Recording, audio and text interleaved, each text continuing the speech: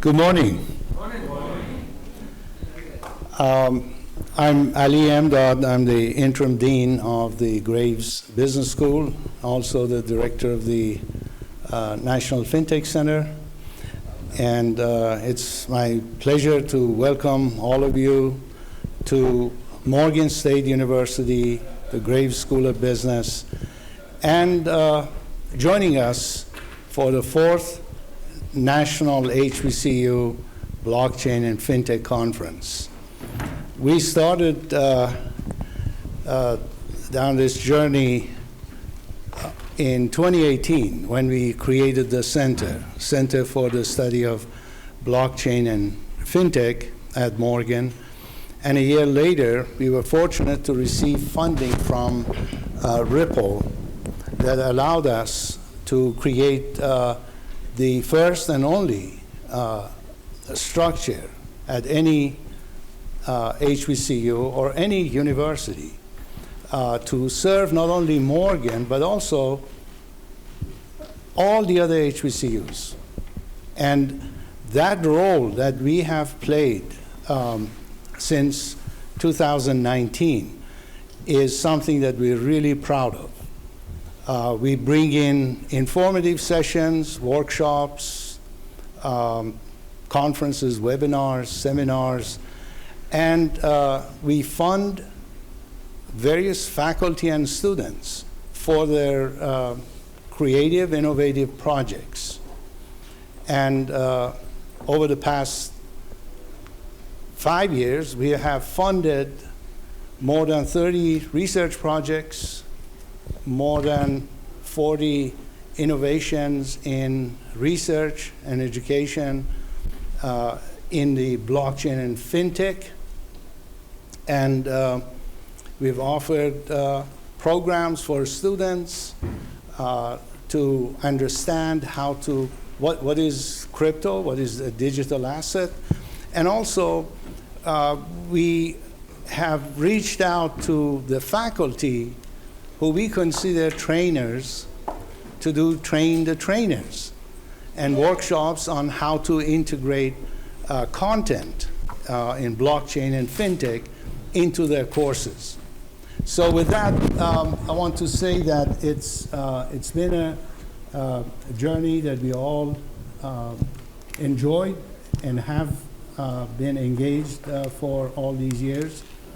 And I appreciate all the support that we've received from deans, provosts, presidents of various universities. And I want to also thank the sponsors of our programs. Without the sponsors, we wouldn't be able to offer our programs, or waive registration fee, or provide fellowships and scholarships for the faculty and students to come to this event. There are students that are going to join us throughout the day. They have classes, and they're going to be dropping in and out. Tomorrow, we should expect more student participation. But I want to say that with all of this, I want to say that your presence in here means a lot. It means that you care about learning about this field, about the importance of it at HBCUs and the role that the HBCUs can play in wealth creation, in the minority community, in financial inclusion, and in understanding why we need to pay attention to all of these developments and be in the forefront of it. When we started this process some years ago, there were not many that were thinking really about fintech or blockchain. And fortunately, we were the first university among all the HBCUs to offer the first program in blockchain, the first course. And with the support that we received from Ripple, they believed in us, and they came forward and they provided the support that we needed to move on. So the sponsors are important. to all academic environments, universities, centers, institutes, they all depend on the funding that we get from our sponsors. So with that, I want to thank all of them. Ripple, I can name them, but we have all of that listed. Ripple, Cross River, Coinbase, Swaintex, Federal Reserves, Federal Reserve Bank of Atlanta, and we've had other Federal Reserve staff involved in the work in the conferences before. So there are several others that I sincerely thank on behalf of all of us who organized this conference. I thank all of the team members that we had. Tainisa, you've had communications from Tainisa all throughout these past months. To my colleague Sanjay Bhatna, the interim associate dean for the Graves School and also the associate director of the center, and all the others that helped us, Shannon and Copper and all the others that helped us in organizing this event.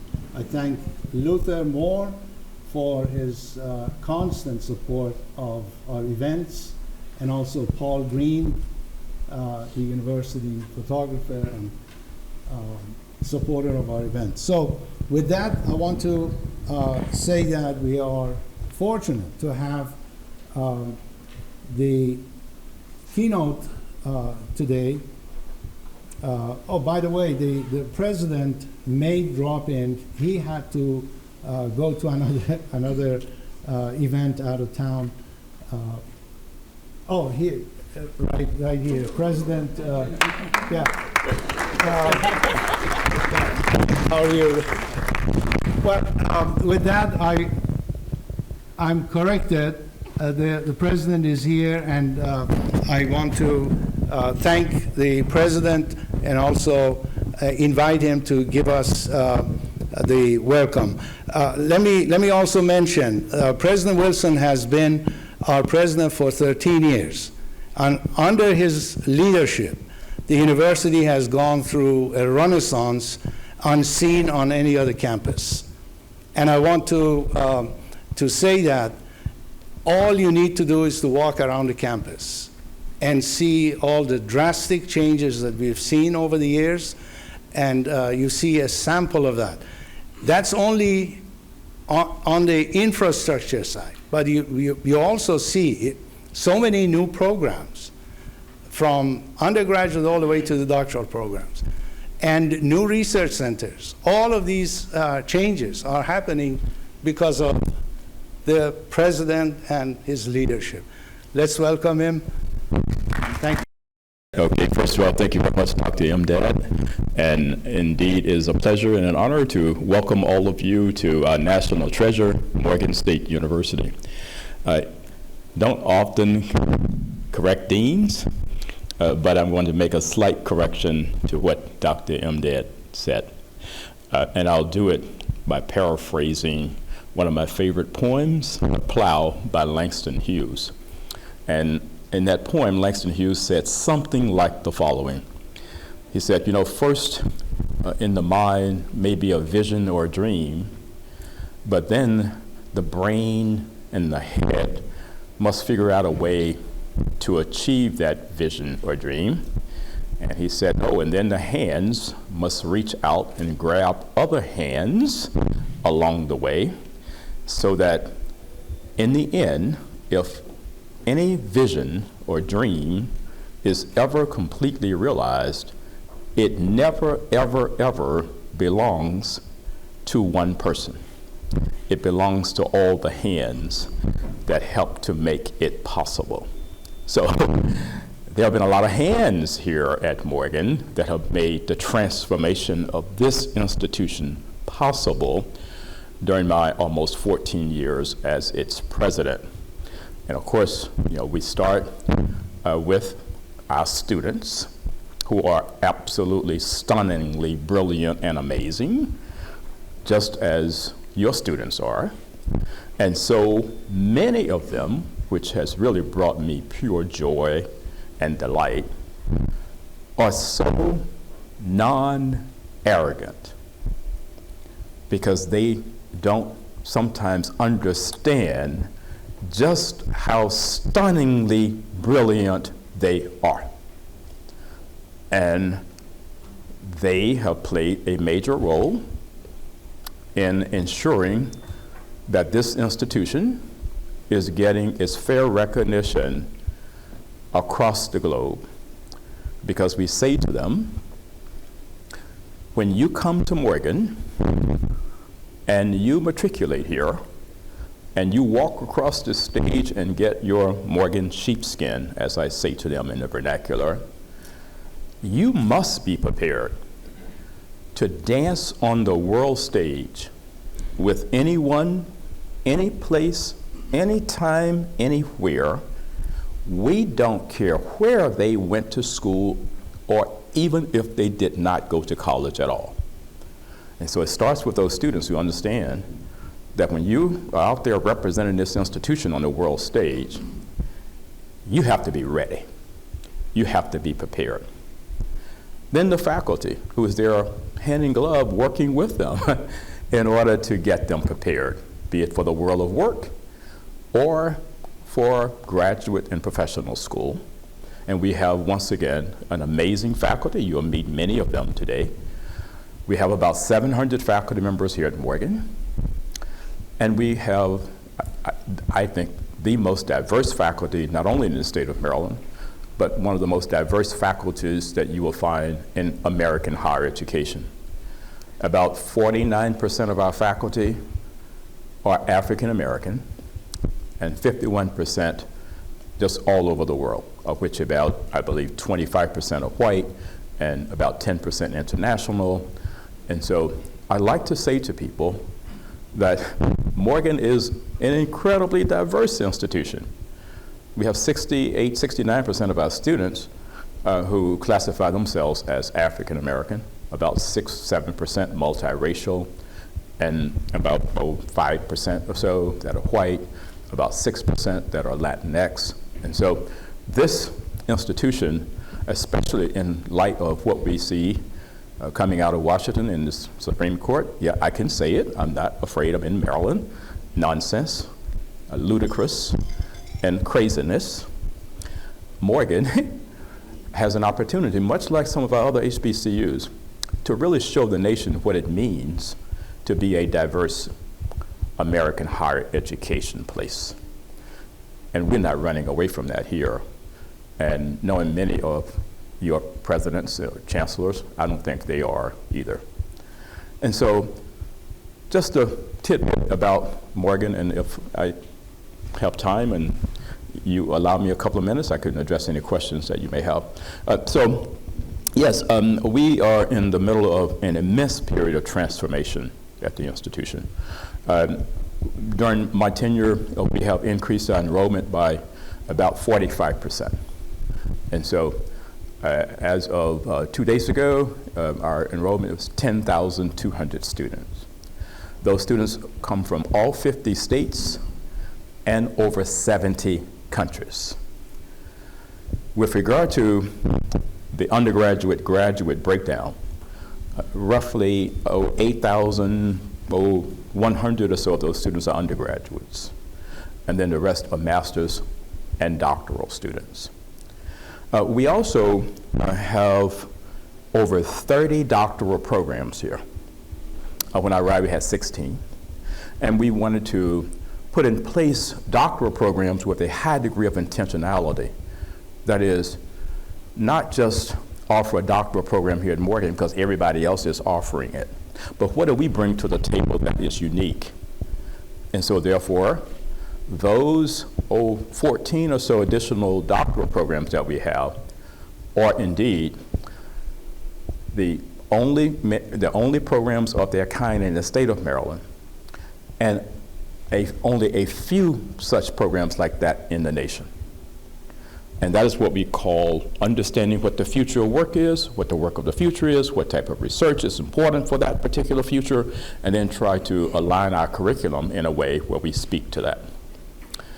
So as I stand here, we have over 145 academic degree programs at the institution, from the baccalaureate, the master's, and the doctorate.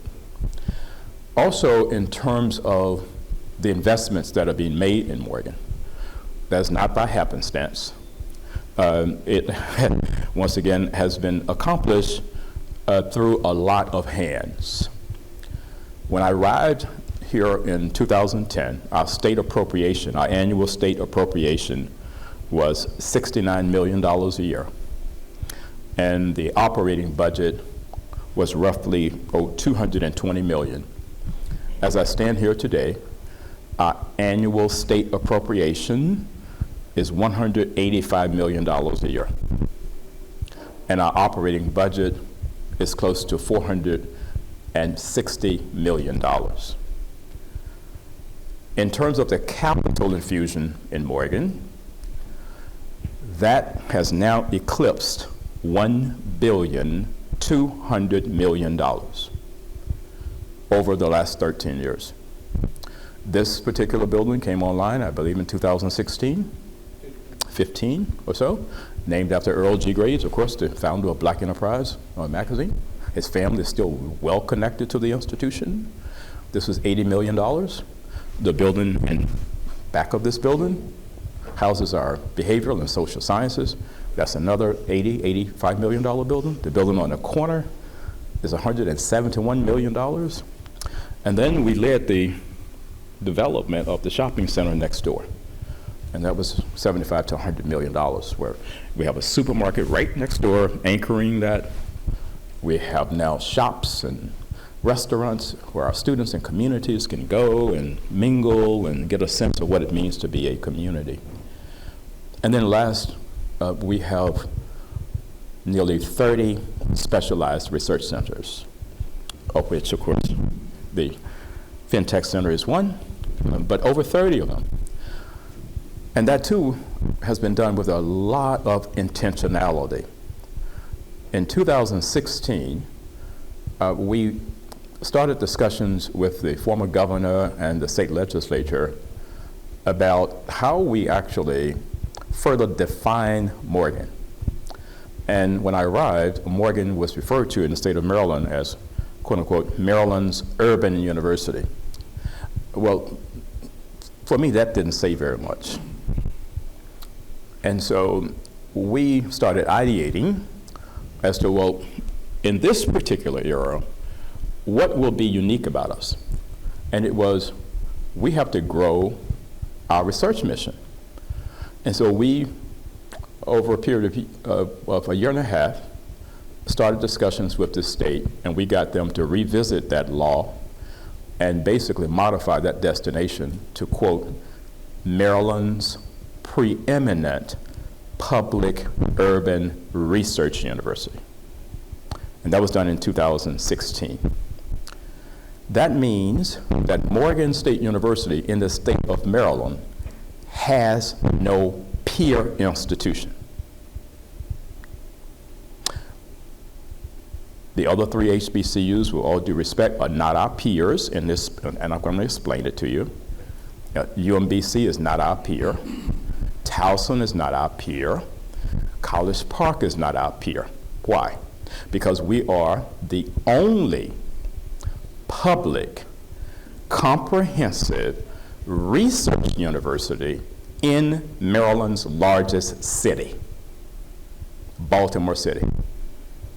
And in the vernacular, once again, we are smack dab in the middle of the city. We live everything that the city puts forth. We smell the poverty. We understand the issues of violence. We understand because we are living in that space. And so as such, we are to the city of Baltimore, we must be, on the public side, what Johns Hopkins is on the private side. And just to give you a little context, we think of Morgan in the following way, that we are to Baltimore City what Georgia State is to Atlanta, what Wayne State is to Detroit, what Temple University is to Philadelphia, and what the University of Wisconsin-Milwaukee is to Milwaukee City.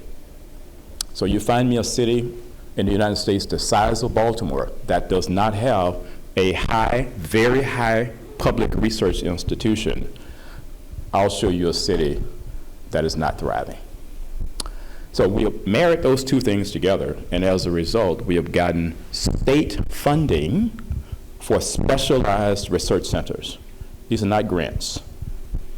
And that total is about $20 million a year to support the National Center for Equitable AI Machine Learning, to support the National Center for the Elimination of Educational Disparities, to support the Center for Analytics and Gaming, to support the National Center for Violence Reduction, to support the National Center for Microelectronics and Education, flowing from the CHIPS and Innovation Act. So in essence, we are recruiting close to 100 new tenure-track faculty with a 2-2 teaching load, startup costs. In essence, we're serious about elevating the institution. So let me bring it to a close by welcoming you to the 4th annual Blockchain FinTech HBCU conference. I hope that you will get a break in the schedule and at least meander around the campus a little bit. You'll see all the construction going on. We apologize for that in some ways, but I hope you understand. But welcome to Morgan, and I know you have a full 2 days, and I know you're going to gain a lot from this particular gathering to enable you to further bring your respective curricular in alignment with the work of the future and the future of work. Thank you.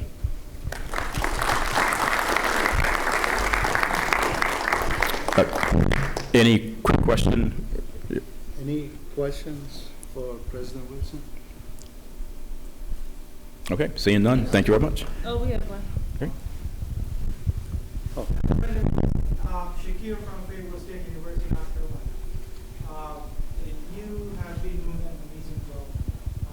FinTech Center, I'm impressed with what you've been doing. We want to replicate the model, especially in the FinTech Center at Fayetteville State.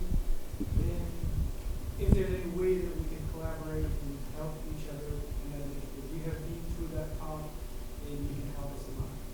We also at HBCU, so you understand the problem as well. So any way that we can work together to do something. Well, I know Fayetteville very well and have the highest respect for it, and you're in the right place with Dr. Imdad and faculty here to start those discussions about a deeper, more substantive collaboration in this space, and I'm convinced that that will happen. Okay? All right. Thank you very much. Thank you, Dr. Imdad.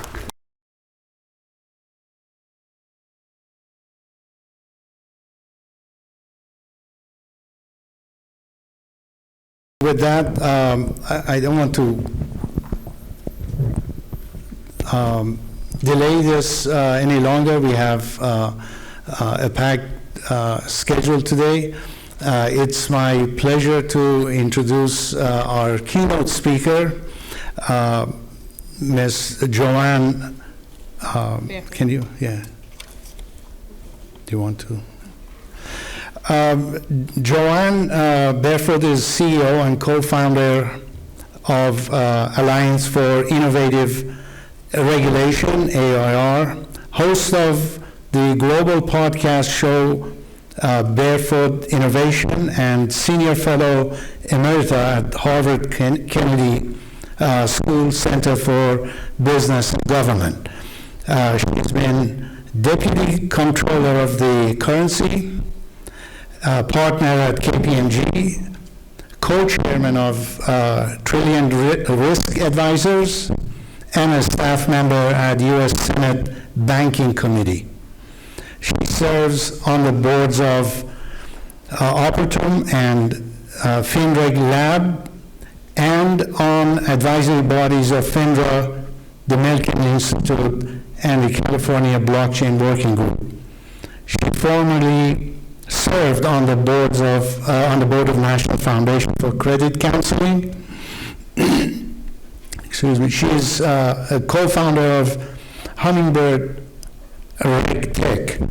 In 2023, American Banker recognized Joanne in its inaugural Most Influential Women in FinTech.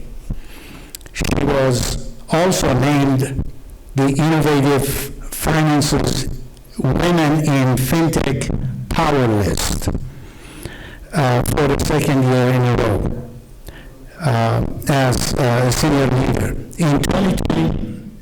In 2021, Joanne was named FinTech Woman of the Year by Finovate and selected to the Forbes list of 50 over 50. She is also in the FinTech Hall of Fame. With that, let's give a warm welcome to Joanne, who will deliver the keynote. Thank you, Joanne.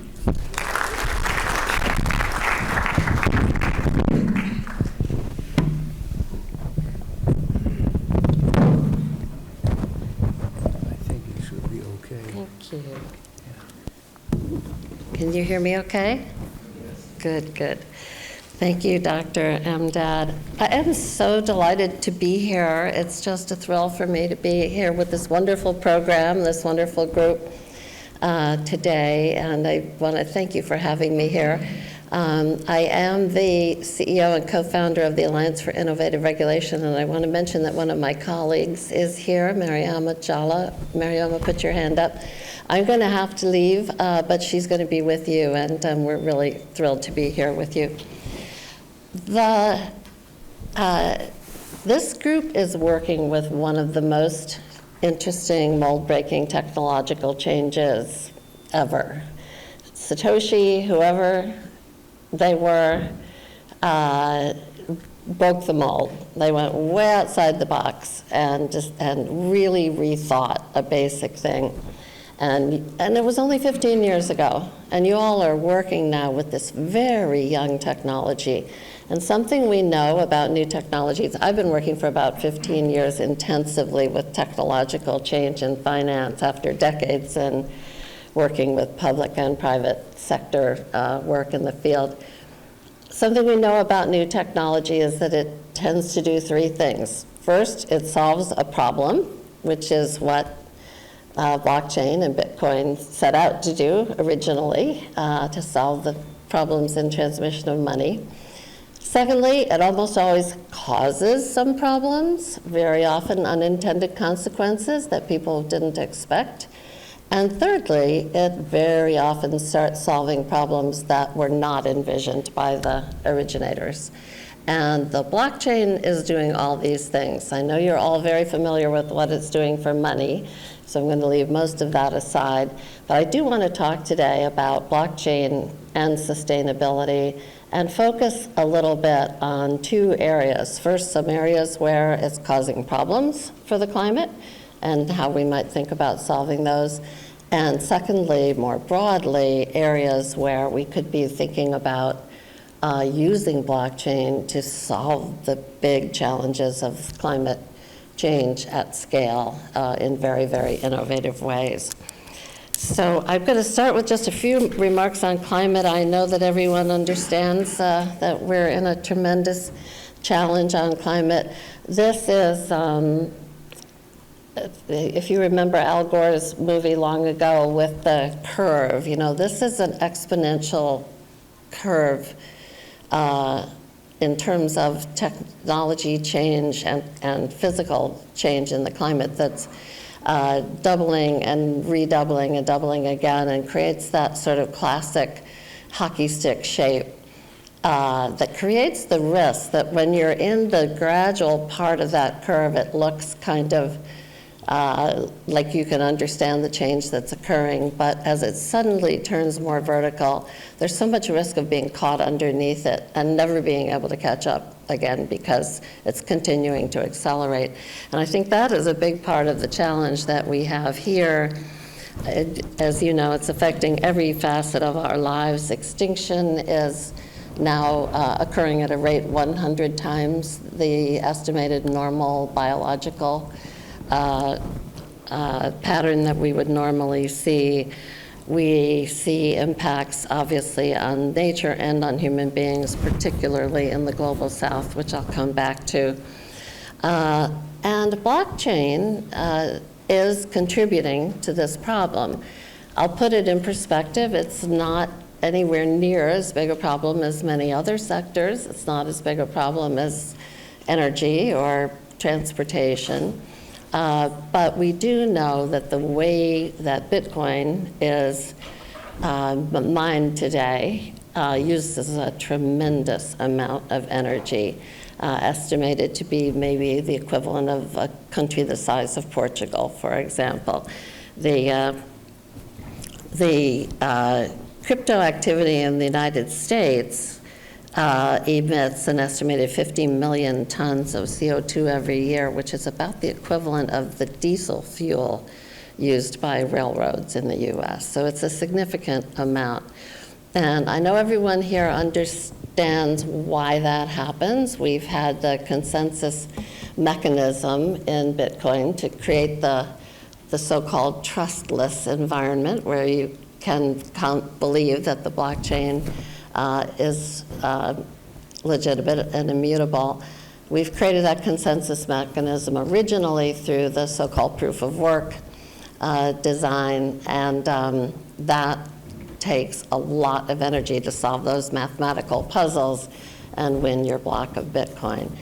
We have seen a big change in the sector in the last few years. In 2020, the second largest cryptocurrency after Bitcoin, Ethereum, underwent what they called the merge and switched from proof of work to proof of stake and reduced their emissions by an estimated 99.95%.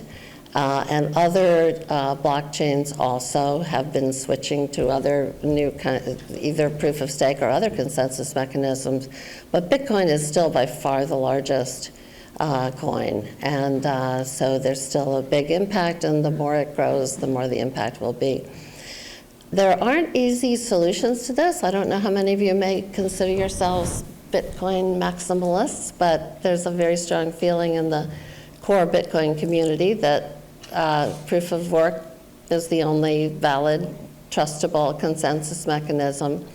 But I do want to point to a project that my organization did this year that might offer some thoughts on maintaining proof of work and still improving the climate. We undertook a project actually with Ripple in January and ran a tech sprint, which is a bit like a hackathon, and looked at the question of whether you could marry up a proof of work protocol with a second mechanism that would be aimed at actually removing carbon from the air, not just going toward carbon neutrality, but actually reducing carbon.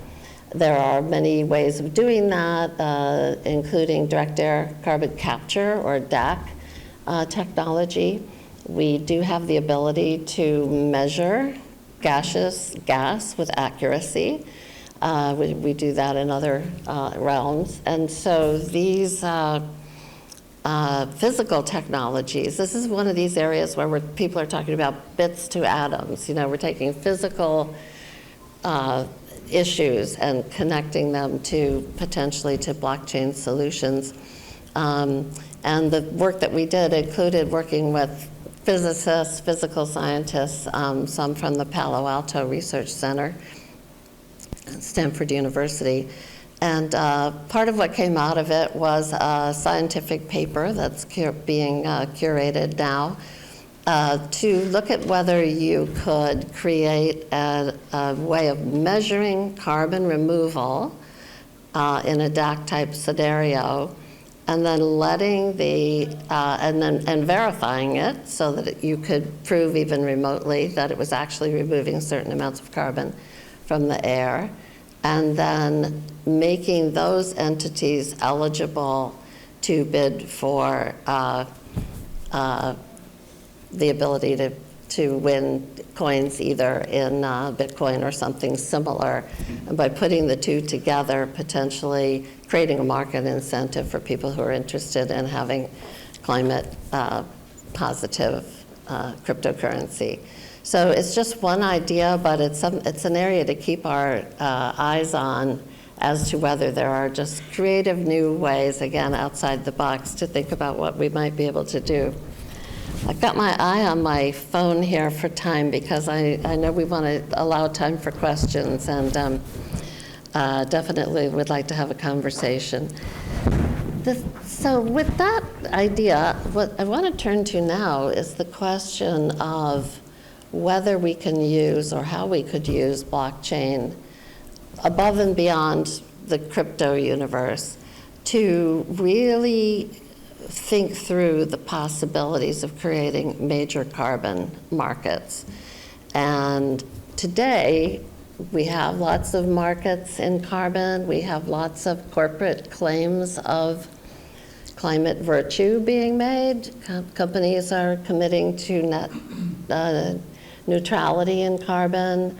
There's been a tremendous amount of focus on ESG, environment, social, and governance, good behavior. There are legal requirements for this in parts of the world. I think it's fair to say that in many places there's disappointment in ESG efforts.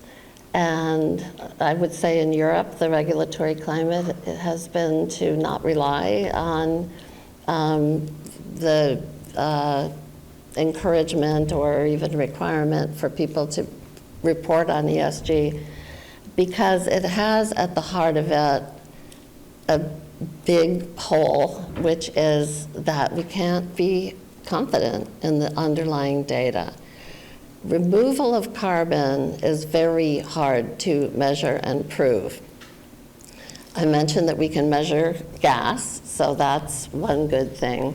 But we know that the engines of progress for the climate are going to include many kinds of change. And we also know that our natural forces, forests, oceans, and so on, are tremendous carbon sinks, carbon removal systems, but we don't know how to measure the carbon renewal reliably there. We know that there can be double counting. We know that you can say that there's that your company has purchased some trees or some acres of trees or a forest, or a government can say that it's protecting a forest. And it's hard to know over time whether that's true, whether the trees are still there or the forest has been burned or clear cut, whether the credit that you're trying to take has been counted more than one time by more than one entity. That sounds like a problem for blockchain, don't you think? There could just be an opportunity there to create immutable records that could be verified. One of the big things that's going on today, as we all know, is a huge convergence of types of technologies. So we're talking today about blockchain. At the same time, we know that blockchain has arrived on the scene at the same time as these huge breakthroughs in artificial intelligence, most recently, obviously, generative AI in particular. And we also know that it's converging with other kinds of scientific developments in terms of sensors, drone technology, satellite imaging, lightweight materials that can go into different kinds of spaces and so on. And so a lot of people are working on the question of whether we can begin to create accurate measurements of these natural systems and other systems, accurate measurements of technologies like sinking carbon into concrete and steel and capturing it that way, all kinds of possibilities. we think that we've undertaken a project, again with Ripple, to look hard at the question of what is the potential for tokenizing physical assets and marrying them up with blockchain technology to be able to solve this trust problem in carbon markets. And if that could be done, potentially have these markets massively scale. There's a lot of reason to believe that this existential threat, as more and more people appreciate it, more and more governments drive activity in it, could be releasing the world record-setting historic levels of investment, trillions and trillions of dollars in investment, if you could solve this problem of whether people can be sure. There's a market demand for it. Many people today want to invest in reliably safe projects, safe carbon technologies and companies. When we were doing our project that I mentioned before on looking at direct air capture, one of the people in the room was from a major environmental organization. And I was struck by the fact that he said that he never buys the carbon credits that his airline offers because he doesn't trust that they're actually saving any carbon. And he's motivated to do it. If he had a trustable opportunity, he would do it, but he doesn't trust the data. So again, a huge opportunity to do better in all of this, help the climate, and then the other overlay on this that's so important is the opportunity to address the inequities facing the global South. We're in a situation where the global North has become wealthy in great degree by exploiting inexpensive energy sources.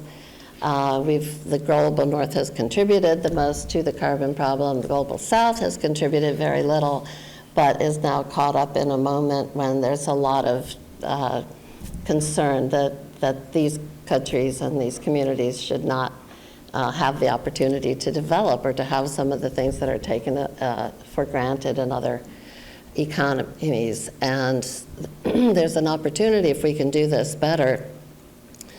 For one thing, the global South also has most of humanity, and it also has most of the natural resources that we're talking about, the forests and in particular. And so there's an opportunity arising, if we can make these carbon markets really efficient and effective, to foster investment in these emerging market countries, to equip and empower farmers, fisheries, and so on, to be able to scale what they're doing in order to be playing an important role in all of this.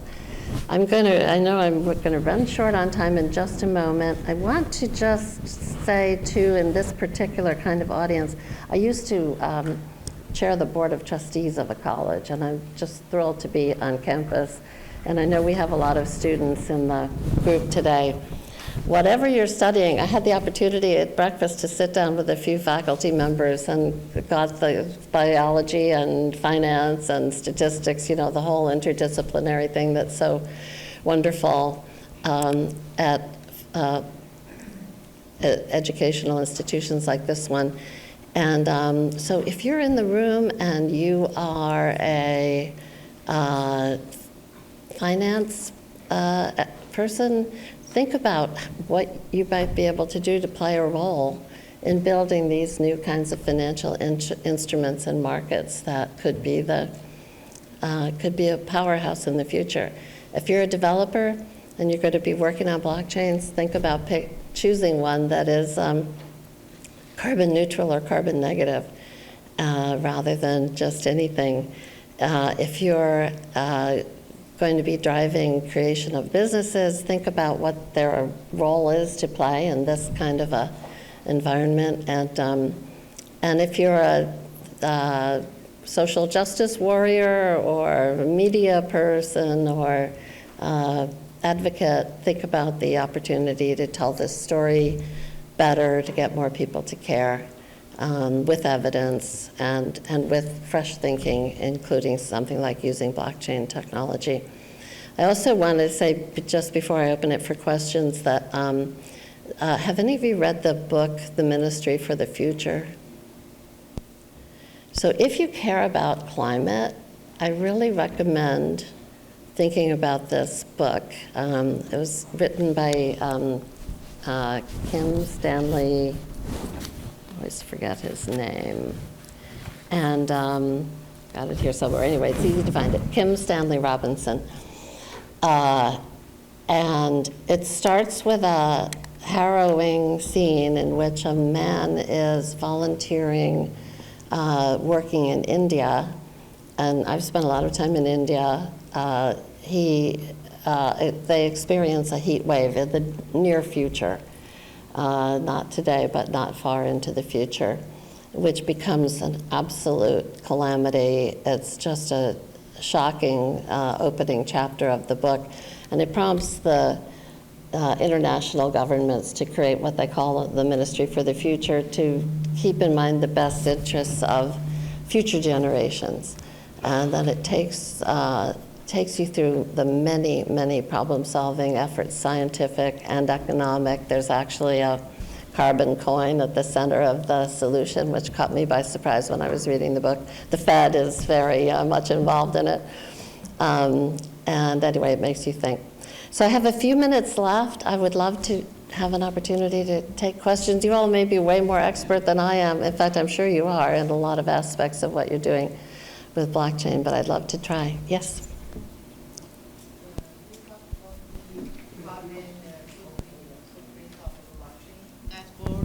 We know that, yes.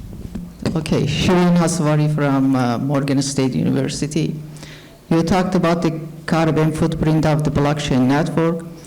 I just, crossed my mind that maybe with the changing energy sources powering the blockchain network, we can reduce the carbon dioxide, like other kinds. Nuclear energy, we know that it is very expensive, but like geothermal or hydropower or wind power or other types of the energy, other than different consensus mechanism that the scholars and scientists trying to, just produce better and more efficient consensus mechanism, but the changing the energy sources might help.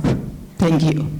That's a great point, and I would say the answer to that is that it's one of these both-and type situations where that should be done in addition to thinking about the remaining impacts. There's a lot of this underway. We know that many Bitcoin mining operations have set up in near natural gas sites in Oklahoma or thermal energy in Iceland. I think that's right. And we actually were involved in setting up a project called the Crypto Climate Accord a couple of years ago, along with Energy Web and the Rocky Mountain Institute, in which blockchain companies were committing to carbon neutrality on a pretty fast schedule, and many of them were doing it through renewable energy sources, as you say. And there's an argument that you can that doing that also is helping to foster the development, the marketplace, the demand for renewables, which is a good thing as well. Okay, thank you. Thank you. Other questions? Can you tell us the reference of the book again? The book is called The Ministry for the Future. And I have to admit that on undergrad I was an English major, and in my opinion, it's a masterpiece of writing. It's a really, really good book. I've never seen anything quite like it. The Ministry for the Future. Other questions? Okay. Do any of you think you may, oh, here, sir. The Ministry for the Future exists already, meaning the UN, supposedly, I think parts of the UN. But they are very ineffectual because nobody needs or wants to listen. What is your comment on that? So the question was, the Ministry of the Future already exists in the form of the UN, but it's not fully effective because no one needs or wants the things that need to be done. My comment on that is I agree with it, with what you're saying. I think the opportunity may be that more and more people are awakening to the need to deal with the problem. I think there's a generational change. I'm a baby boomer myself, but we know that millennials and Gen Z are way more focused on these problems and on technology also than the boomers and the Gen X have been. So that makes me optimistic that there will be change. The book does a good job. It's a work of imagination, but it does a good job of making you think about what it really would take, including that you have to get the market incentives aligned. You know, the UN, so many of their programs, we do a number of things with the UN, they're often trying to use regulation, which is critical here, to push against market forces. And I think that has to be done. I've been a regulator much of my life. I'm for regulation that's well designed. But on the other hand, if you can't harness market power as well and create incentives for people to try to solve these problems, it's going to be hard to do it. Yes? The market operates on short terms, meaning day to day. There is no future, right? So how do you bring the future? I mean, there are futures that you trade, but the market seems to operate on this short-term basis. And yeah. so there are two different time scales at work. This is the biggest problem. Everybody says the market should contribute to this solving the problem, but Yeah. there's a disconnect. Again, I do not disagree with you, but I do think that there is a real market appetite today for responsible investing and responsible consuming. My children are millennials, and they really pay attention to the sources of what they're buying.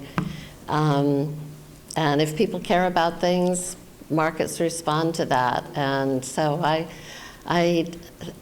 I want to be optimistic about it, but I'm afraid it's too slow. So hence the need to have this kind of thing on a topic agenda at a meeting like this. And I know I'm out of time, so I thank you so much for. Oh, yes. One quick question. Sorry, Joanne, I'll keep it short. Dan McGonigal with the Federal Reserve Board.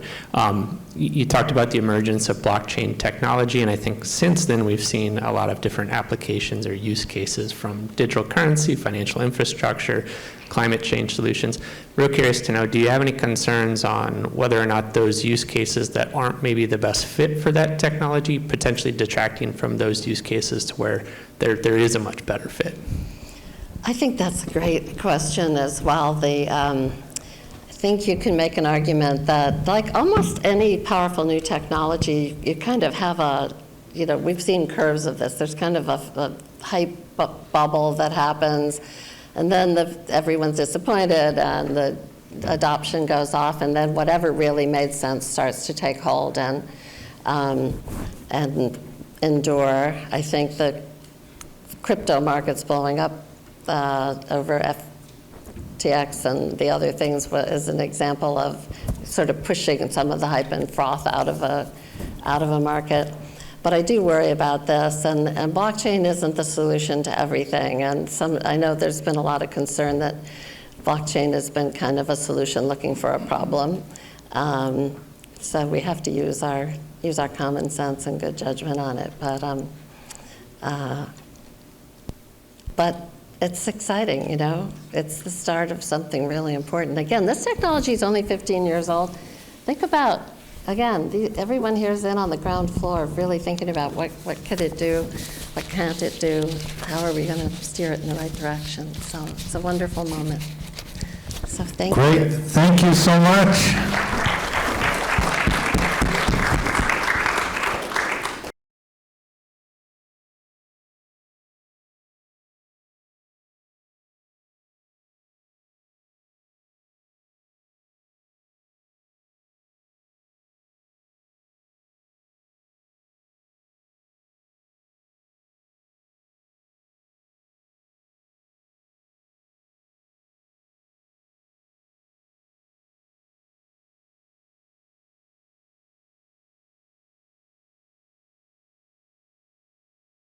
Okay, I know that when the president arrives, we have to change our schedule. He was a little late. I was told that he had another meeting to go to. So I'm glad that you could hear him. He finally arrived. And although we are a little bit late and behind the schedule, we're going to catch up during lunch. So let's welcome our next presenters.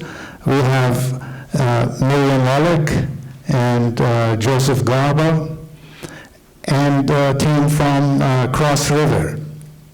Okay.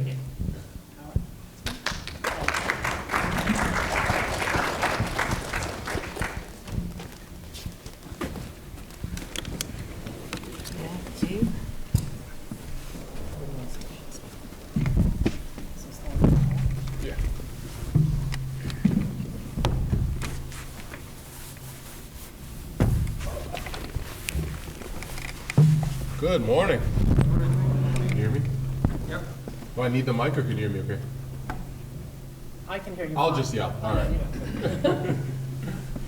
Good morning. My name is Joseph Garba. I'm the head of external affairs at Cross River Bank. We are so happy to be here. I'll introduce my colleagues in a minute. First, I'll just give you a brief overview of Cross River, who we are, what we do. Gabriel will go into a little more detail about what our business units do, but Cross River is at our core, we're a community bank out of Fort Lee, New Jersey. We originated in 2008 when our CEO saw the economic downturn coming down the pike and wanted to start a bank at a time when other banks were de-risking and moving away from lending at a time when he knew people were going to need capital and access to capital the most. So we started Cross River Bank out of New Jersey, and we started as a normal community bank doing checkings and savings, and as the economic downturn started, doing increasing lending. In the early 2010s, we originated our first bank FinTech partnership, and I'll talk a lot more about that. We've really pioneered the bank FinTech partnership model. It's really about what we do. We originated our first partnership with a company called Green Sky, originating point of sale loans at Home Depot, which meant if you went into Home Depot, in the past you would go in, you wanted to buy a fridge, you would apply for a credit card. You'd have a new line of credit and you enter that circle of debt, or hopefully not too much debt if you're able to pay it off in time and move on. What we've started to do is you're able to use one of our partners to finance that purchase, and Gabe will talk more about buy now, pay later. I think it's something some of you know. It's part of our model where you can now, as opposed to applying for a new line of credit, you pay it off in a couple of payments and you're done. No expansive credit check, no long line of debt and payments for ages. And so we started that and became successful at that. And I'd say over the last 15 years, we have really ramped up the bank FinTech partnership. To date, Cross River has about 200 partners that we work with amongst a vast variety of FinTech services. Where we're most known, I would say, and the way I got introduced to Cross River is, who bought a Peloton during the pandemic? Thank you. There you go. Who's your loan from? Cross River Bank. So what happens is our partners, if you went on the Peloton app and they said, okay, do you want to pay for this in cash or do you want to finance it? Or now, one of our partners is Klarna. Do you want Amazon or one of these other companies? Actually happened to me the other day. I was buying a pair of shoes and it said, do you want to pay this off in a couple of payments? Use this app. If you go into the fine print and look at who your lender is, it's it's very likely it's going to be Cross River Bank. That's what we do. To date, like I said, we've got close to 200 partners. We are originating loans in every state in the country, variety of products. When I talk about us and what we do, I like to use history and quote historians to talk about, to reference what we're doing. So I'll quote the great historian Jay-Z. Jay-Z once said, "Men lie, women lie, numbers don't." So let me talk to you a little bit about the numbers we're doing. Last year alone, Cross River originated about $38 billion in loans for people across the country, serving about 25 million consumers. And that's what we're doing in every state. What we found and what we've seen, what this bank fintech partnership model has taught us is that over the last generation, the traditional financial system has had the opportunity to serve everybody whenever they can. For some reason, we still find in many neighborhoods that look like Baltimore, we have bank deserts. We have folks who don't have access to a bank account. We have folks who, they want to start a small business, they got to get up in the morning, put on their makeup, put on their best clothes, find a bank, go in there, hope somebody will talk to them and listen to their story, listen to what they want to do, and decide whether or not they're worthy of credit.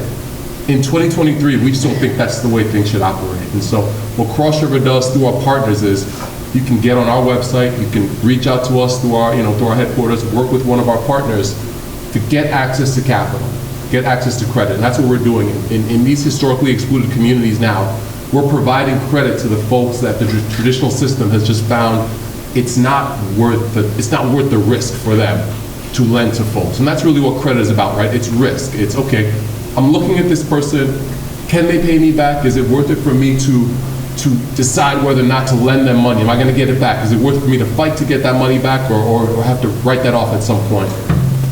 We're democratizing the process. We're taking that out of it and making sure that everybody has access to capital. I talked about a little bit about the pandemic. I'll reference that again because I think that's where a lot of folks got to know Cross River. Who's familiar with the Paycheck Protection Program? During the pandemic, okay, we have a couple people. During the pandemic, as businesses were shutting down or deciding whether or not they could stay open, they had to make payroll, they had to continue to pay their rent, pay for their leases. Congress saw the trouble people were going to have, and so they enacted the CARES Act. And part of the CARES Act was the Paycheck Protection Program, where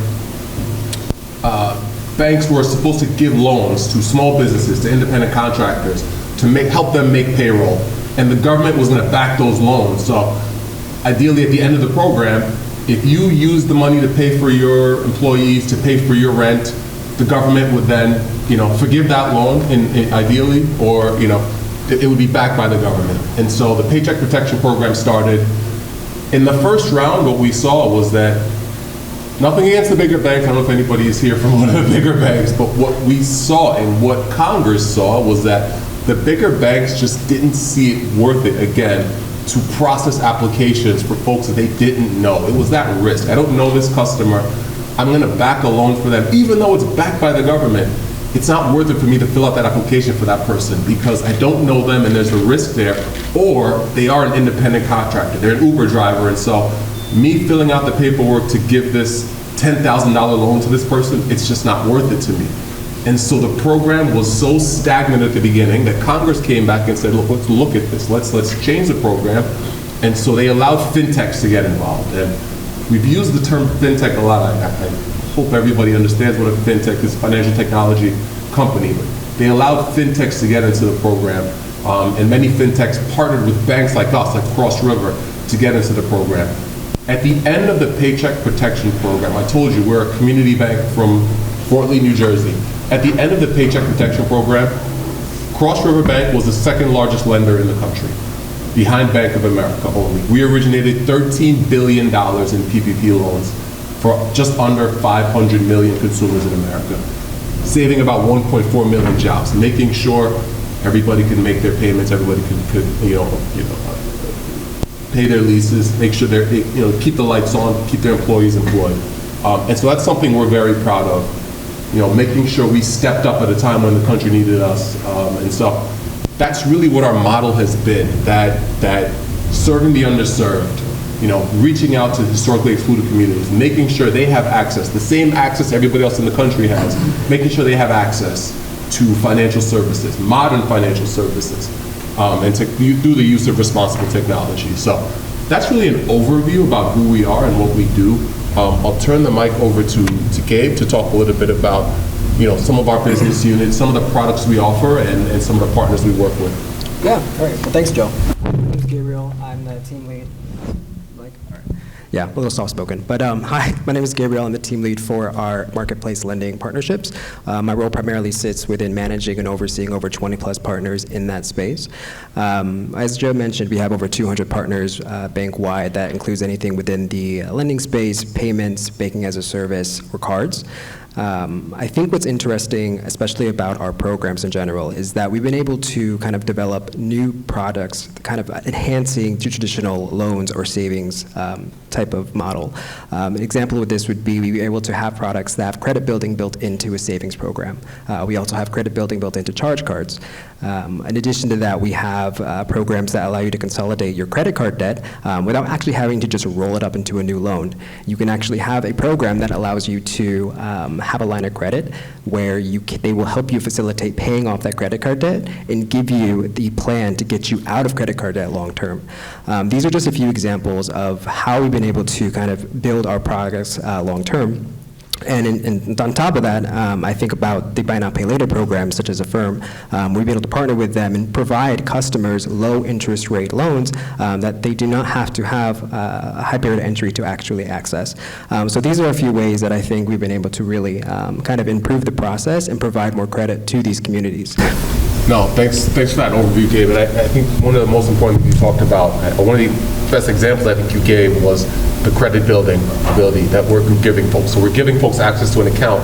We're also helping folks who are credit invisible or, not the best credit, build that credit so they can continue to build equity. Can you talk a little bit about some of the products we're offering, Yeah. helping folks do that? Because that's really, when we talk about economic inclusion, that's where it is. I had a family member from another country once tell me, the American dream is credit. It's the ability to buy something you can't pay for today. And so if folks don't have access to that credit, to that access to capital, they're hampered, they're crippled and able to buy a house, start a business, So. No, yeah, absolutely. So I think about three products in particular are good examples here. The first one being with our partnership with Current. Current developed a charge card that allows folks to build credit while at the same time just using their card. An example of this could be you just swipe your card, that swipe builds your credit score. On top of that, they integrated a savings program called Pods as part of their program to help and incentivize folks to actually save any monies that are left over on their debit card purchases or things of that nature. So, and the best thing about this program in particular is that you do not need to have high credit to qualify. You don't even really have any credit to qualify.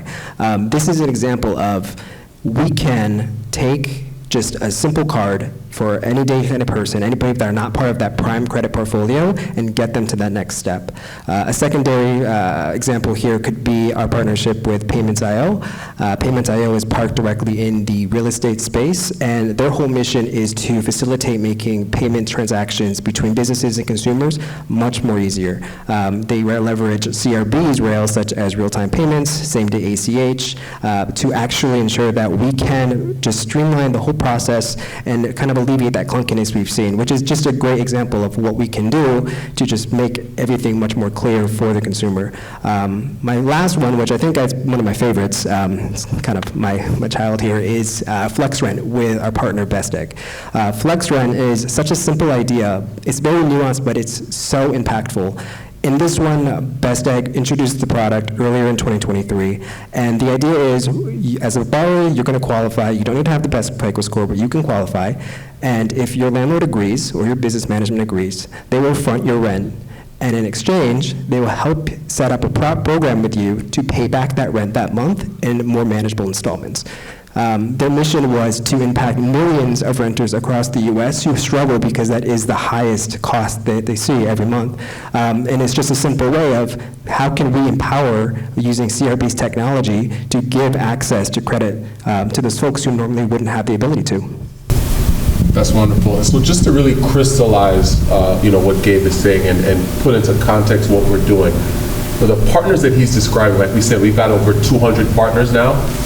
These are partners they're the innovators. They're innovative, they're coming up with these products, but they're not a bank, and so they're restricted in what they can do. And so they'll come to Cross River, they partner with us, we give them that regulatory compliant arm. You know, we are an FDIC regulated bank, New Jersey State chartered, and so we're that regulatory arm for these folks to innovate, and then we offer their products, you know, to their clients. We offer them, you know, through our client base, and you know, like I said, what we did last year, to date, since our inception in 2008, we've originated over 120 billion loans. That's $120 billion that is moving through the country, moving into people's hands so that they can live the American dream. And so we're very proud of that, and we're really proud of our, again, being that regulatory component, making sure that everything that's being done is safe and sound for consumers. And so we're very proud of what we're doing to serve the underserved in our business model, but at the same time, in 2023, I think any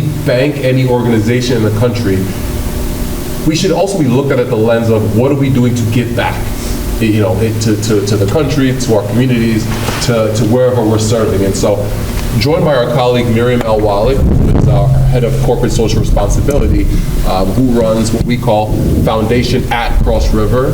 Miriam will talk to us a bit about our foundation and some of the work we're doing out of there to serve communities. Thanks, Joe. Hi, everybody. Good morning. I'm shutting the mic because you don't want to hear me any louder than I already am. It's a pleasure to be on campus. It's not my first time on campus, but we really, Cross River and Morgan State, have developed this kinship already. And we're very passionate about the work being done here on campus, and we feel a tremendous amount of alignment. And as part of that, when Gabe is talking about the for-profit center of Cross River, and I will be talking about how we give back through Foundation At, you're going to hear that alignment as well. And I want to make sure that the students in the room are hearing me, not auditorily, like not that I'm not loud enough. I'm not worried about that I'm not loud enough. I want to make sure you're hearing the message that there are companies who understand that we have two roles, right? There is the capitalist role, and then there is the foundation role. And that's where I step in as the head of social responsibility at Cross River. We call ourselves Foundation at Cross River. We have an unbelievably blessed and robust budget in terms of giving back. If you looked at the size of our of our budget, I'll put it that way, and what we do annually versus what some companies who are much larger than we are, what they do annually, you're like, who are these guys out of Fort Lee? Where did these people come from?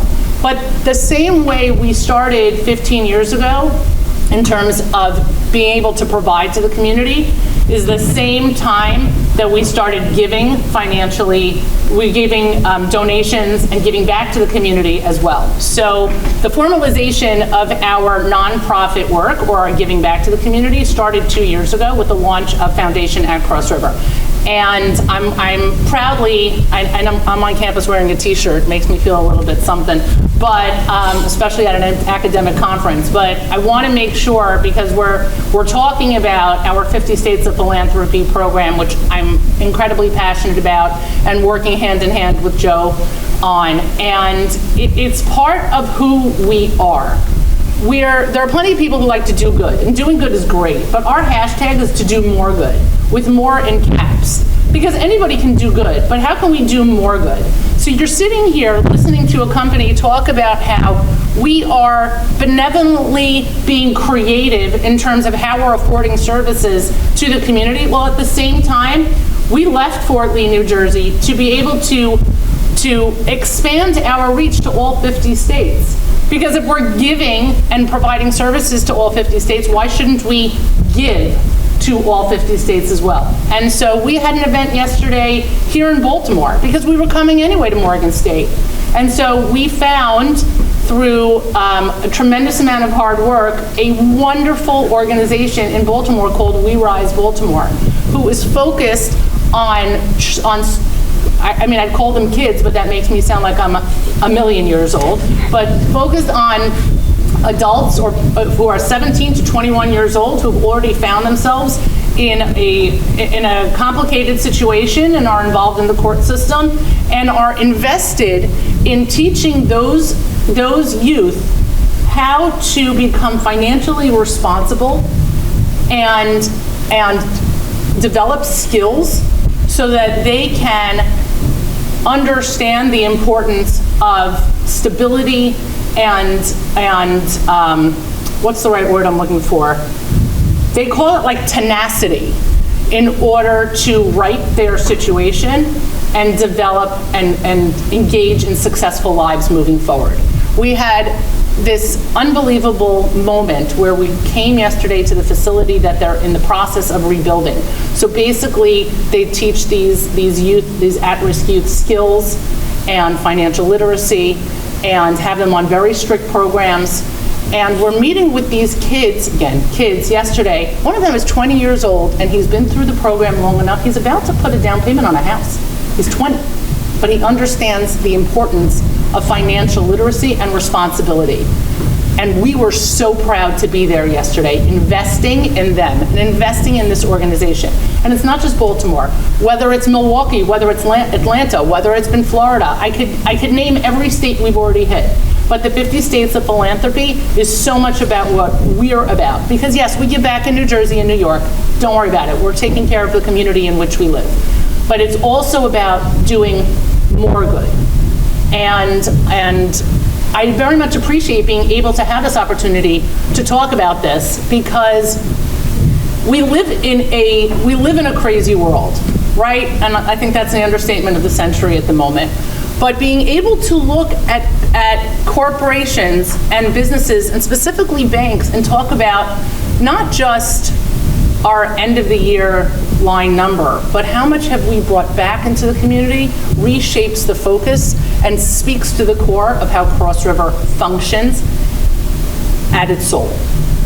Thank you, Miriam. That's a perfect snapshot into what the foundation does, and a perfect example yesterday of what we did. Like you said, we were coming to Baltimore to talk academically and talk about the work we're doing, but we said, let's also do something in the community. Let's be part of the fabric of that community we're going to be in. And we try to do that everywhere we're going. So financial literacy is something you talked about. I know it's one of your pillars of the foundation. Right. Can you just share some of the Sure. other pillars that you focus on with your giving and the impact those have on you? Absolutely. So we have 4 boxes, as I like to refer to them. We have financial literacy, we have education, quite passionate about setting up scholarships, both here and in Israel. We have a office in Jerusalem. We have 180 employees in Israel. And we set up scholarships here for students in need, and we set up scholarships there for students in need. We also are passionate about community enrichment and culture, and providing housing opportunities for people who are lacking housing or in need of housing, and of course also technology in human and social services, where we can instill or use technology to better someone's health, to better the community's, overall wellness. Like that's who we are. It's using technology to better fill in the blank. That's where you find us. Fantastic. And I know we're coming up on time. We want to leave a couple of minutes for questions. I'll just say what brought us to Baltimore. Miriam and I have been talking about the work she does in conjunction with the work that our overall bank does, and we were looking at, well, how can we have more impact? And we found Morgan State, and we found the FinTech Center. We met with Dr. Emdad and said, look, if our mission is to serve the underserved, serve historically excluded communities, places like Baltimore is where we should be. And we saw the work that this FinTech Center was doing to train the next generation of leaders who will be sitting in the seats we're sitting in, working at FinTech companies, working at banks, working in modern financial services going forward. And we said, this is a perfect fit. This is where we need to be. And so we're proud to be here. We're proud to sponsor this, be a sponsor of this conference. And we thank you all for listening to us, and open it up to any questions anybody has. Sure. Would you?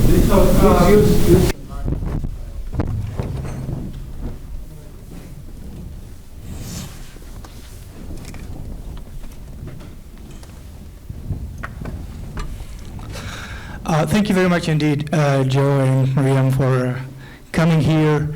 I heard about Cross River. I saw the name quite a few times, but I never knew the amazing things that you're doing, and now we know about your products and everything. So a couple of things. I'm Shakir from Fayetteville State University in North Carolina. We are also holding a FinTech conference in April next year. The funding has been received from JP Morgan Chase, about $500,000. But we would love to invite you as a partner, as well as if you can come over and talk about the products. The conference is intended for high school and undergrad students to educate them about FinTech. So I think your presence will be highly appreciated. That's wonderful. Yeah, we'll talk after. Sure, thank you. Secondly, we have a 15-year-old child working on carbon credits trading using the XRPL blockchain.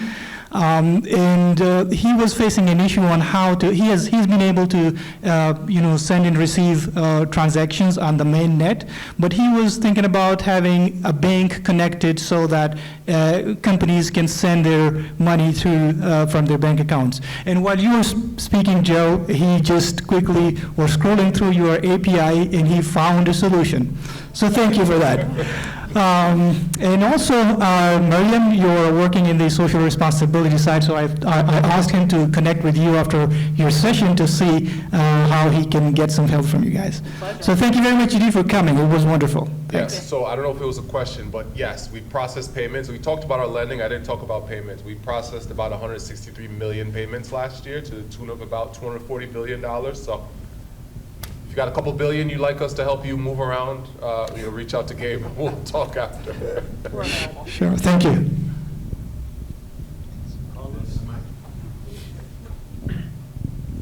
Thank you, Carlos Asarta from University of Delaware. Thank you for the presentation. I have a question. Miriam, you have me really intrigued. Joe, you talk about $120 billion on originating loans and 38, and then you said that your foundation really gives proportionally more than other bigger ones. So I'm interested in what You want to know my number. I want to know the number, if you don't mind sharing that. And the other thing I want to know is whether you do have a financial literacy program through your foundation, or whether you work with the Council for Economic Education or with some other type of institution to provide that education. Thank you. Sure. So first off, I will tell you, just to take me at my word, that our foundation is robust. It's not a number we share. That's fine. It's not a number we share, but I do appreciate you asking. But I promise you, I would drop some names of institutions that are super proud of what they do, but I don't want to call them out. I can tell you we're bigger than they are. But again, That's fine, that's fine. Yeah. The second is the answer to your second question is yes on both. Meaning, we have a number of decks, and we have our own financial literacy program at Cross River that we institute. I sort of joke that we're happy to talk to anybody about financial literacy. It doesn't matter. We do it both virtually, we do it hybrid, we do it in person, it doesn't matter. But in addition, we support programs all over the country who are invested or are already inputting or putting out their own financial literacy programs. Junior Achievement in New Jersey, New York, Caden's FinLit Bus. Anybody here from Atlanta? All right, you gotta find this kid. His name is Caden Harris. He is, I think, just turned 12 years old and graduated high school already. Okay. And he is passionate about financial literacy to the point where he has his own FinLit program. His father has authored something like 20 some odd books on financial literacy, and this kid became passionate, like as a toddler, about talking about being financially responsible, and he, as a middle schooler and now high schooler and whatever, goes around talking about it. So we support Caden as well. And again, that's just an example, but if you have a program in your state that really drives home the importance of financial literacy and being financially stable and responsible, call me. Thank you. Sure. Thank you. Microphone? Oh, for you, sir? Yes. I want to make sure I don't hit the camera, so I'll get in trouble. That pillow tone is going to come. Good morning. My name is Gilbert Dent, and I'm a student here at Morgan State University. I am, as you can see, I'm not the traditional age student, but I am finishing up undergrad. I walked away from my pursuit about 35 years ago, and I came back a year ago, and one of the first classes I took was it was like a, I don't know, entrepreneurial class, you know, investing in yourself. So with that being said, I since started up my own company. I'm trying to do a management consulting firm. And my question to you is, do you offer any kind of grants to new startups? The short answer is that Foundation is a 501c3, and we only give to 501c3s. So if you are a registered non-for-profit as a startup, and there's an opportunity for us to talk, also be in touch with me. Thank you. We do small business loans, so we do SBA loans. Right. So if that's something you'd be interested in, I would also reach out. Okay, thank you. Thank you. Thank you. Good morning. Thanks first for your corporate social responsibility efforts and efforts to fill voids in the community. The Community Reinvestment Act was passed more than 50 years ago, and the growth of FinTech really demonstrates that there's still voids in the system and that the traditional banking and financial services system is not reaching consumers, entrepreneurs, and others. First, would you support efforts to modernize the Community Reinvestment Act to focus on requiring banks to make a real earnest effort in terms of reaching those consumers, and what do you think are the solutions? I know post-George Floyd, we saw a wave of organizations make pledges around engaging consumers and achieving corporate social responsibility efforts or mission, try to have impact. What do we have to do to make sure those are sustainable? Because I think what we've seen in the past 2 years is that they've already dissipated and that there wasn't really a real commitment. It was a commitment in the moment. So my thought is, how do we make sure we ensure this is sustainable, and should there be regulatory changes to help ensure that? That is a wonderful question. You have to answer it, because otherwise I'm going to be here for the next hour. I will answer it. I will answer it in a short way, because I know we're up on time, but I'm not going to punt your question. I will tell you, to answer your question, Google my name and CRA, because I wrote an op-ed that got published last year that talks about the need to revitalize the CRA. Some of the recommendations that just came out of the federal government the other day, we supported a lot of them. We support the expansion so that us in New Jersey, we're not just required to serve our catchment area. We can really touch all of the, all the states and all the areas that we're serving. And so I would look that up. Like I said, we do support revitalization of CRA. We are CRA compliant. It's something we pride ourselves on. We go 4 times over what we're required to do with regards to CRA. But yes, we do support that. And like I said, I wrote an op-ed on this that you can find online. Yeah, just to add 30 seconds onto that, the work that we do outside of our catchment area does not, our assessment area does not at all count towards CRA, and we do it anyway. That I want, we fulfill our responsibilities there, but I just want to make that clear. That's how passionate we are about our 50 states of philanthropy. We do what we need to in our backyard to fulfill the CRA requirements, but after that, there are many, many more states in the union, and we're trying to hit them all. Real quick. Josh Faber, I work with what's called the National Council of Legislators from Gaming States. One of the hats that the dean wears is he started up the Center for Data Analytics and Sports Gaming Research. The legislation in Maryland for sports betting was the first of its kind to add diversity and inclusion language in there. So there were minorities that were looking for sports betting licenses, et cetera. Just long story short, we could talk about this offline. But one of the problems with gaming companies, you talked about high risk, even like the DraftKings and the FanDuels of the world, the JP Morgans, they don't lend them, et cetera, or they'll say, hey, we can't open a bank account for you, et cetera. So are you guys working on those issues with the gambling companies, so to speak, like not SVB, but MVB Bank in West Virginia? Some other Signature that went down was one of those banks that was helping out. But coming up, looking into the future, you're going to have iGaming, iCasino, and you're also going to have diversity and inclusion, et cetera, minorities that want to participate, and states are going to try to help, push that along, and I don't want to use the term mandate, I'm not a lawyer, but mandate that participation. And I was just wondering if you guys are at least looking at it, and then that might be a way to collaborate with the dean too on one of the 3 or 4 verticals he runs here. So just thank you. So I will say this, we do have partners who do offer that component to their programs, so that is something, So I will say this, we do have partners who do offer that component as part of their programs in terms of like online gaming or betting. However, I would say as a bank, we are very conservative in terms of the type of products we can support. I mean, if you ask my BSA team, they would probably slap me around the face.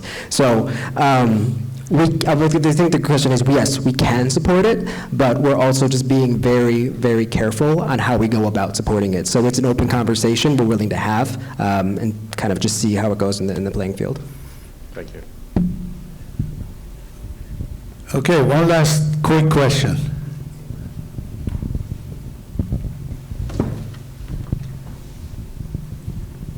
Thank you. Good morning. I'm Mariama Jallo. I'm with the Alliance for Innovative Regulation. I had a question centered around a CRA statement.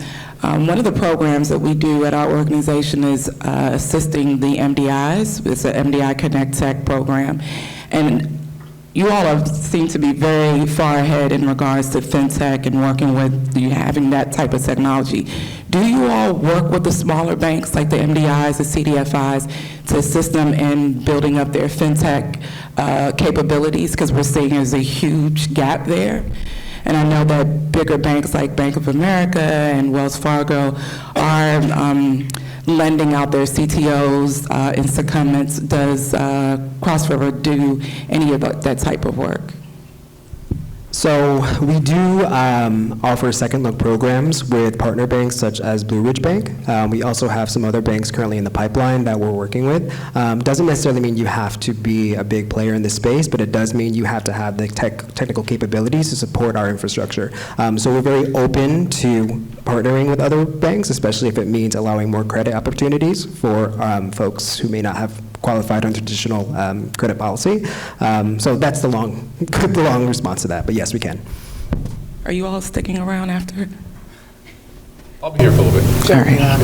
I know we have to wrap up for 30 seconds. To the students in the room, specifically to the students in the room, we represent an unbelievable company, and I mean that sincerely. You're going to spend the rest of your lives working.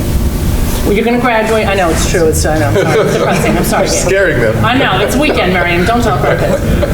You're going to spend the rest of your lives working. Know who you work for. Know that it has a soul. Know that it's passionate. You can be financially successful and be morally grounded, that overlaps and that doesn't conflict. We work together. The only reason the foundation has any funding is because people like Gabe and the rest of the 800 plus employees work towards our overall goal, and social responsibility is part of that. So when you're looking, you guys are all going to be super, super sought after leaving this institution with your diploma. Who you work for is going to be really important. And I want you to take a beat. When you get those offers, ask them about who they are. Do they have a moral compass? What do they stand for? They don't have answers. There's someone else out there who is worthy of your talent. Thank you. Thank